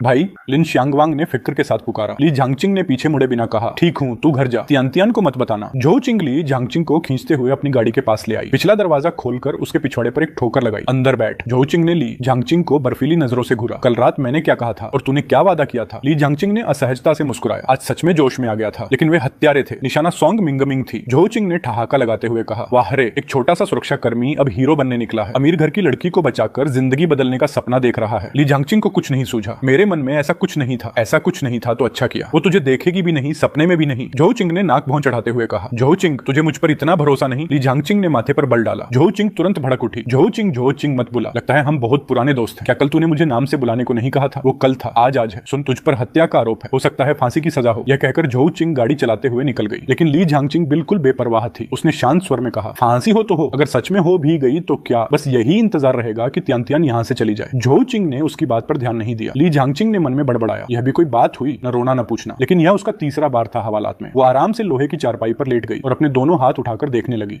मन में बुदबुदाई, इन हाथों से अब बेतहाशा खून नहीं बहाऊंगी, इन्हीं हाथों को मुझे और तियान का घर संवारना है। दोपहर को फॉक्स हाथ में पूछताछ के कागजों का बंडल लेकर आई। झोउ दल प्रमुख सभी बयान और सीसीटीवी फुटेज ली झांगचिंग की ओर ही इशारा कर रहे हैं। एक बात साफ जरूर है कि वो सच में किसी की जान बचा रही थी, लेकिन बाद में जिन 2 को मारा वो साफ तौर पर जानबूझकर की गई हत्या है। झोउ चिंग ने कागज लेकर पढ़ते हुए पूछा, और जो 4 और मरे, वो ली झांगचिंग के हाथों नहीं मरे, जांच जारी है। झोउ चिंग ने पूछा, किसने मारा उन्हें? फॉक्स ने जवाब दिया, बताते हैं कि वांग समूह के सुरक्षा कर्मियों ने। झोउ चिंग ने नाक से सांस निकाली, कॉर्पोरेट गुटबाजी में हम नहीं पड़ते, तुम जल्द से जल्द उन 5 मरने वालों की पहचान निकालो। देखो, उन पर कोई पुराना मामला तो नहीं, मेरा अंदाजा है ये पेशेवर हत्यारे थे। फॉक्स के होठ फड़के, झोउ दल प्रमुख, तो फिर ली झांगचिंग का क्या? झोउ चिंग ने बिना सोचे कहा, कुछ दिन बंद रखो, जब हत्यारों की पहचान साफ हो जाए तब एक साथ मामला बंद करेंगे। फॉक्स ने आंखें फाड़ी, आपका मतलब ली झांगचिंग ने नेकनियती से काम किया इसलिए बेगुनाह छोड़ दें? झोउ चिंग ने उसे घूर कर देखा, क्यों नहीं चलेगा? फॉक्स डर के मारे बार बार सिर हिलाने लगी, चलेगा चलेगा, तो फिर जाकर जांच क्यों नहीं करती? झोउ चिंग की दहाड़ पर फॉक्स भागती हुई बाहर निकल गई। उसी वक्त जिनशु समूह की इमारत की सबसे ऊपरी मंजिल पर अध्यक्षा मुओ वांचिंग फर्श से छत तक की खिड़की के सामने खड़ी थी। दरवाजा खुला और सॉन्ग मिंगमिंग बुरी तरह घबराई हुई दौड़ती हुई अंदर आई। सोफे पर धम्मा से बैठकर हांफने लगी। मिंगमिंग, क्या हुआ? मु वांचिंग ने चिंतित होकर पूछा। सोनिंग मिंगमिंग ने गहरी सांस ली, आवाज कांप रही थी, आज मैं बाल बाल बची, एक सुरक्षा कर्मी ने बचाया, वरना क्या? मु वांचिंग चौंक कर बोली, आखिर हुआ क्या? सॉन्ग मिंगमिंग ने जो कुछ हुआ था एक एक बात बताई, खासकर जब चाकू से हमले का जिक्र आया तो उसके रोंगटे खड़े हो गए। मु वांचिंग सुनकर चेहरा सख्त कर बोली, जरूर वांग हुआन ने हत्यारे भेजे थे, उनकी हद तो देखो। सॉन्ग मिंगमिंग ने दिल पर हाथ रखते हुए कहा, सच में, अगर वो सुरक्षा कर्मी न होता तो मैं वापस न आती। मु वांचिंग ने फौरन पूछा, पुलिस को खबर दी? सॉन्ग मिंगमिंग ने सिर हिलाया, लेकिन चेहरे पर कोई राहत नहीं थी।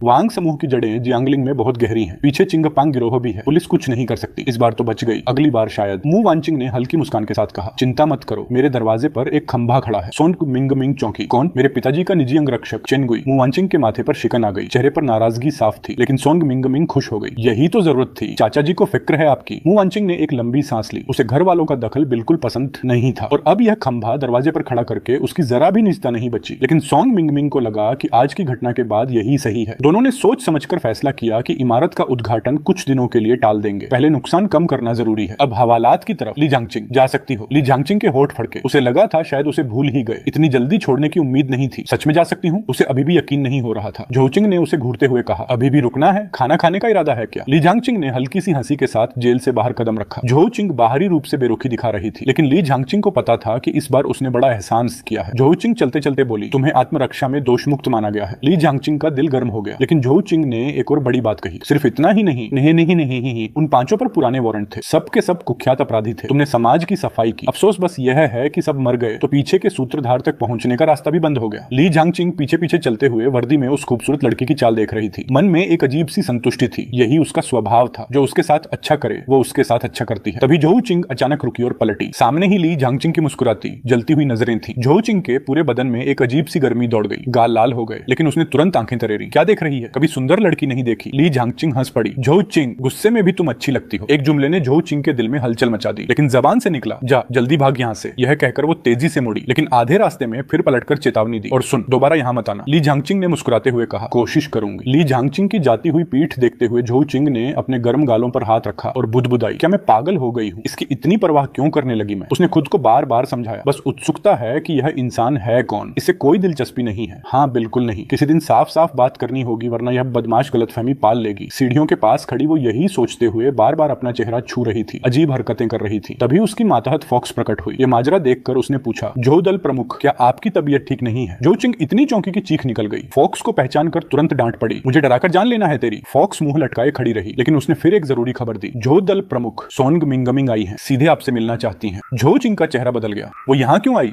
फॉक्स ने धीमे से कहा, लगता है ली झांगचिंग के लिए जमानत करवाने आई है। ये सुनते ही झोउ चिंग के होठों पर एक ठंडी हंसी आ गई। अब याद आई ली झांगचिंग की, बड़ी देर हुई लेकिन मिलने का फैसला किया। उसने सीधे सोंग मिंगमिंग को दफ्तर में बुलाया। झोउ चिंग दफ्तर में बैठकर सामने खड़ी लंबे कद की महिला को ध्यान से देखने लगी। सोंग मिंगमिंग ने बाहें बांधे सीधे मुद्दे पर आते हुए कहा, झोउ अधिकारी, ली झांगचिंग यहाँ बंद है, मैं उसे जमानत पर छुड़ाने आई हूँ। यह सुनकर झोउ चिंग के मन में न जाने क्यों एक अजीब सी खींच उठी। उसने ठंडी हंसी के साथ कहा, सोंग जी, अब याद आई उसकी? सोंग मिंगमिंग पिछले 3 दिनों से कंपनी के मामलों में उलझी रही थी, आज जाकर वक्त मिला था थाने आने का। इस व्यंग्य से उसके माथे पर बल पड़ गए। उसने गुस्सा दबाते हुए पूछा, झोउ अधिकारी, मतलब क्या है आपका? अब आना ठीक नहीं है क्या? झोउ चिंग की आवाज में ठंडक थी, लेकिन शब्द सीधे दिल पर लगे। सोंग जी, क्या आपको नहीं पता कि ली झांगचिंग ने जो खून किए वो आपको बचाने के लिए किए? सोंग मिंगमिंग ने दृढ़ता से कहा, इसीलिए तो आई हूँ उसे छुड़ाने। कोई समस्या है? झोउ चिंग ने ठंडी हंसी हंसते हुए धीरे धीरे कुछ शब्द कहे। देर हो गई, उसे तो फांसी की सजा सुनाई जा चुकी है। यह सुनते ही पूरे दफ्तर की हवा जम गई। क्या? सोंग मिंगमिंग एकदम से उछलकर खड़ी हो गई। चेहरे पर गहरा सदमा था। उसे अपने कानों पर यकीन नहीं हो रहा था। ली झांगचिंग ने मुझे बचाने के लिए जान जोखिम में डाली। यह तो आत्मरक्षा थी। आप लोगों ने इतना जल्दबाजी में फैसला कैसे कर लिया? लेकिन झोउ चिंग अभी भी उदासीन बनी रही। इससे सोंग मिंगमिंग का गुस्सा पूरी तरह भड़क उठा। उसने झोउ चिंग की तरफ उंगली उठाते हुए कहा, आपकी पुलिस बिना सोचे समझे काम करती है। मैं वकील से कहकर आप पर मुकदमा करवाऊंगी, इंतजार करना। झोउ चिंग ने बेपरवाही से कहा, अच्छा जाइए, रुकने की जरूरत नहीं। सोंग मिंगमिंग गुस्से से भरी दफ्तर से निकल गई। पास खड़ी फॉक्स से अब रहा नहीं गया। झोउ दल प्रमुख, आपने झूठ क्यों बोला? ली झांगचिंग को तो छोड़ दिया जा चुका है। झोउ चिंग के होठों पर एक विजयी मुस्कान आ गई।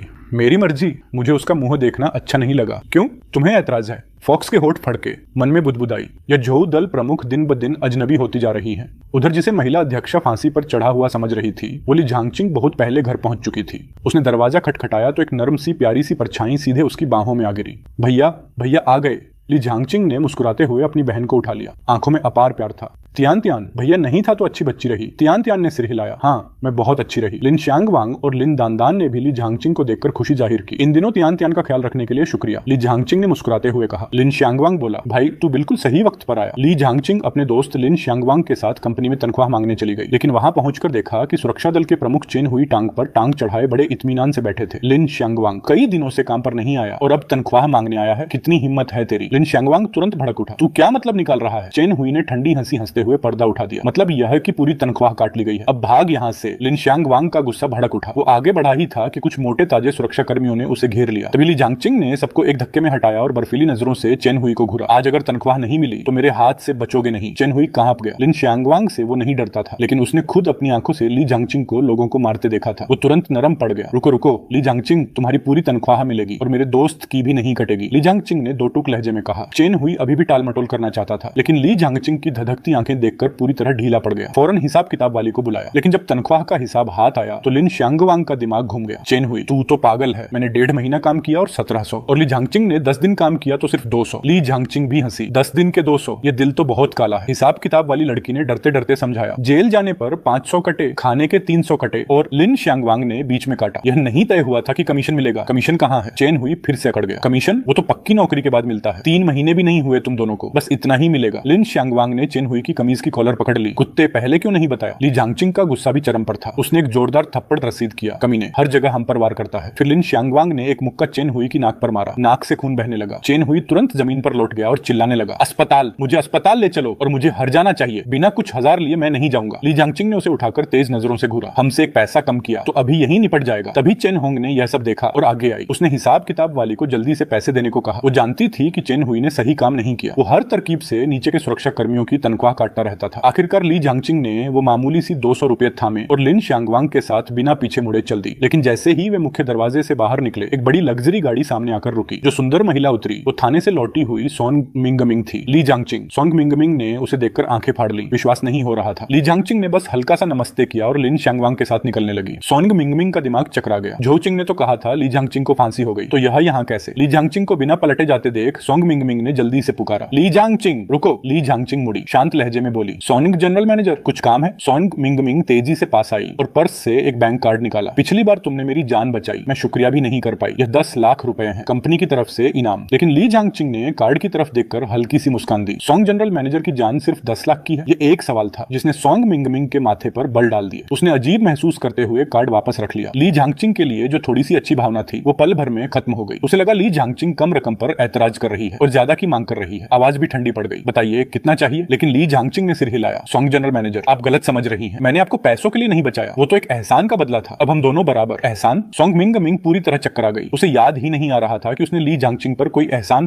कब नहीं किया था। तभी नाक दबाए चेन हुई वहां आ टपका और व्यंग्य से बोला, ढोंग क्यों कर रहे हो? 200 रुपए के लिए मारपीट की और अब सोंग जनरल मैनेजर 10 लाख दे रही हैं तो ज्यादा ऐंठना चाहते हो ना? यह सुनकर सोंग मिंगमिंग और उलझ गई। उसने ली झांगचिंग की तरफ देखा। तुमने नौकरी छोड़ दी? क्यों? ली झांगचिंग की नजरें बेबाक थी। 200 रुपए भले ही कम हो लेकिन मेरी मेहनत की कमाई है। 10 लाख भले ही ज्यादा हो लेकिन वो मुझे नहीं चाहिए। उसने चेन हुई को एक नजर से नापा और यह कमीना हर वक्त हम पर जुल्म करता रहता था। यहाँ काम करने में मन नहीं लगा तो छोड़ दिया। चेन हुई फौरन सफाई देने लगा, सोंग जनरल मैनेजर इनकी बात मत मानिए, मैं तो बस नियमों के हिसाब से। लिन शांगवांग वहीं फट पड़ा, बकवास बंद कर। मेरा दोस्त कंपनी के लिए जेल गया और तुमने उसकी 500 रुपए की तनख्वाह भी काट ली। ऐसी गंदी कंपनी में जो काम करना चाहे करे। अब सोंग मिंगमिंग को पूरा मामला समझ आ गया। उसकी आंखें बर्फीली हो गईं और चेन हुई को घूरते हुए बोली, मैंने पिछली बार कहा था कि सारे नुकसान की भरपाई कंपनी करेगी, तुमने फिर भी तनख्वाह काटी और जुर्माना लगाया। चेन हुई को पैर के नीचे से जमीन खिसकती महसूस हुई। हड़बड़ाकर बोला, सोंग जनरल मैनेजर मेरी बात सुनिए। सुनने की जरूरत नहीं, सोंग मिंगमिंग ने सख्त लहजे में काटा, यहाँ तुम्हारी रोटी आज से बंद। अभी हिसाब किताब करो और निकल जाओ। चेन हुई की बहन चेन होंग ने सिफारिश करनी चाहिए लेकिन सोंग मिंगमिंग ने उसे भी सोंग मिंगमिंग ने सीधे चेन होंग को जवाब दिया, चेन होंग तुम्हारे भाई को दल प्रमुख का पद तुम्हारी इज्जत की खातिर दिया था। अब उसने खुद गलत काम किया है। इस पद पर बैठने की उसकी क्या हैसियत? अपने किए की सजा भुगत रहा है। आखिरकार मेरी सांस में सांस आई। भाई के साथ निकलने ही वाला था कि महिला अध्यक्षा सोंग मिंगमिंग ने अचानक मुझे पुकारा, तुमने एक छोटी सी बच्ची को फ्राइड चिकन का एक डिब्बा दिया था। सोंग मिंगमिंग को अचानक याद आया और उसका चेहरा खुल गया। ओह तो तुम वही हो? मैंने सिर हिलाया, हाँ मैंने आपको बचाया, बस वो एहसान चुकाने के लिए, बस इतना ही। यह सुनकर उसके चेहरे पर एक अजीब सी भावना आई। हल्की हंसी के साथ बोला, तो क्या मेरी जान सिर्फ एक डिब्बे फ्राइड चिकन की कीमत की है? मैंने तुरंत सिर हिलाया, बिल्कुल नहीं। मैंने उसकी आंखों में देखते हुए एक एक शब्द कहा, जब मुझे सबसे ज्यादा जरूरत थी उस वक्त आपने जो चिकन का डिब्बा थमाया था वो सबसे कीमती तोहफा था। वो एक ऐसी गर्मजोशी थी जो हजारों में भी नहीं मिलती, उसे पैसों में नहीं तोला जा सकता। सोंग मिंगमिंग को जमीन में गड़ जाना चाहिए था। उसने पैसों से शुक्रिया अदा करने की कोशिश की लेकिन मैंने वही मना कर दिया। अगर मैं यह पैसे ले लूं तो उस दिन आपकी गर्मजोशी मेरे दिल में बेमानी हो जाएगी। लेकिन फिर उसने बात का रुख पलटा, फिर भी मेरी एक गुजारिश है, उम्मीद है ली साहब मान लेंगे। उसने मुझे जिनशू रियल एस्टेट का सुरक्षा दल प्रमुख नियुक्त करने का प्रस्ताव रखा। पास खड़े मेरे दोस्त लिन शांगवांग पागल हो गया, बार बार इशारों से मुझे हाँ करने को कह रहा था। मैंने सिर हिलाया, ठीक है। फिर सोंग मिंगमिंग ने जो तनख्वाह बताई उससे पूरा दफ्तर सन्न रह गया। बेसिक तनख्वाह 10,000 रुपए प्रति माह, हर मकान बिकने पर ½ कमीशन। इसके अलावा सुरक्षा दल की भर्ती पूरी तरह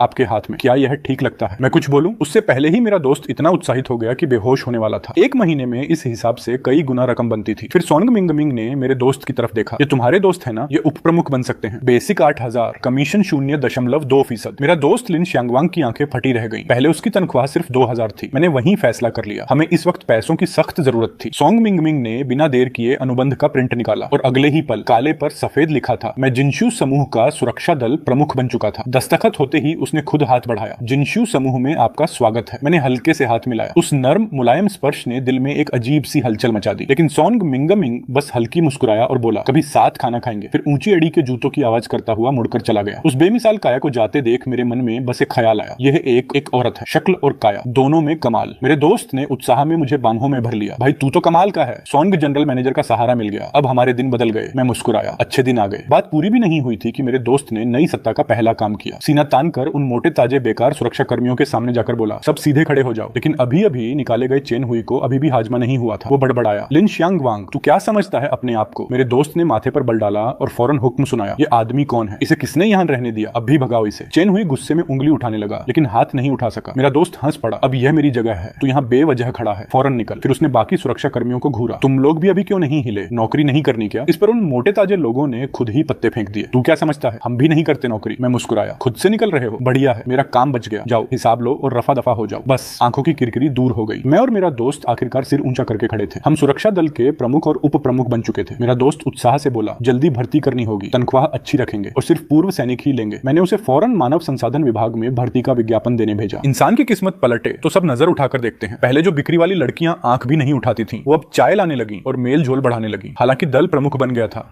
लेकिन अभी आदमी नहीं थे, इसलिए हम दोनों बारी बारी से पहरा देते रहे। लेकिन अगले ही दिन आवेदन आने शुरू हो गए। मैंने 5,000 की बेसिक तनख्वाह रखी थी, साथ में कमीशन और बोनस। इससे महीने में 7-8 हजार बनते थे। कई पूर्व सैनिक खींचे चले आए। मेरे दोस्त ने जल्दी ही 6 लोग भर्ती कर लिए। हम दोनों को मिलाकर कुल 8 हो गए। अब काम का बोझ बढ़ गया, दिन आरामदेह हो गए। मैं दफ्तर में बैठकर चाय पीता और कैमरे देखता। मेरा दोस्त टीम लेकर गश्त करता। जिंदगी में आखिर कुछ उम्मीद नजर आने लगी। एक दिन बिना सोचे समझे मैं और मेरा दोस्त शाम को अच्छा खाना बनाने और एक एक पैग लगाने की योजना बना रहे थे। अभी दफ्तर से बाहर ही निकले थे कि सामने एक लाल मासेराती आकर रुकी। शीशा नीचे हुआ। सोनिग मिंगमिंग थी। मेरे दोस्त ने फौरन अदब से कहा, सोनिग जनरल मैनेजर नमस्ते। लेकिन उसने सिर्फ मुझे देखकर मुस्कुराते हुए कहा, बैठो। मैं एक पल के लिए रुका। सोनिग जनरल मैनेजर, कोई काम है? कुछ तो है, पहले बैठो। मेरे मुंह से अनायास निकल गया, लेकिन मेरी छुट्टी हो गई है। यह सुनते ही सोंग मिंगमिंग की भौहें तन गई। होठों पर एक मजाकिया मुस्कान आई। क्यों? ली साहब को डर है कि मैं खा जाऊंगी। मैं झेंप गया। पलटकर मेरे दोस्त से बोला, कल पियेंगे साथ में। उसने मेरे कंधे पर थपकी दी। जा भाई, सोंग जनरल मैनेजर ने बुलाया है, जरूर कुछ काम होगा। अगले ही पल मैं गाड़ी में था। महंगे इत्र की खुशबू हवा में घुली थी। सोंग मिंगमिंग के कपड़े और अंदाज दोनों में गजब का आकर्षण था और मैं अपने साधारण से वजूद के साथ बैठा था। मैंने बातचीत शुरू करने के लिए कहा, यह गाड़ी बहुत खूबसूरत है, काफी महंगी होगी ना? सोंग मिंगमिंग ने आंखें घुमाई। मेरी गाड़ी में बैठने वाले पहले मर्द हो तुम। फिर उसने एक मादक मुस्कान दी। तो इसलिए आज रात खाने पर मेरे साथ चलो। लेकिन मुझे क्या पता था कि यह खाना एक जाल था। दरअसल उसने आज एक अनचाहे चाहने वाले को बुलाया था और मुझे ढाल के तौर पर इस्तेमाल करना चाहती थी। थोड़ी देर में गाड़ी एक 5 सितारा रेस्तरां के सामने रुकी। दरवाजे पर चारों तरफ महंगी गाड़ियां खड़ी थी। उतरने से पहले सोंग मिंगमिंग ने कहा, अंदर जाकर तुम मेरे प्रेमी होने का नाटक करना, ज्यादा बोलने की जरूरत नहीं। मेरे होठ फड़के। सोनिक जनरल मैनेजर, यह तो मुझे इस्तेमाल करना हुआ। उसने मुझे घूरा। मेरा प्रेमी बनने का मौका मिल रहा है और खुश होने की बजाय नाटक कर रहे हो। नखरे मत करो। मेरे पास हाथ उठाने के अलावा कोई चारा न था। ठीक है, एक बार का बेवकूफ बन जाता हूँ। लेकिन जैसे ही रेस्तरां के दरवाजे पर पहुंचा, स्वागतकर्ता ने रास्ता रोक लिया। उसने मुझे ऊपर से नीचे तक देखा।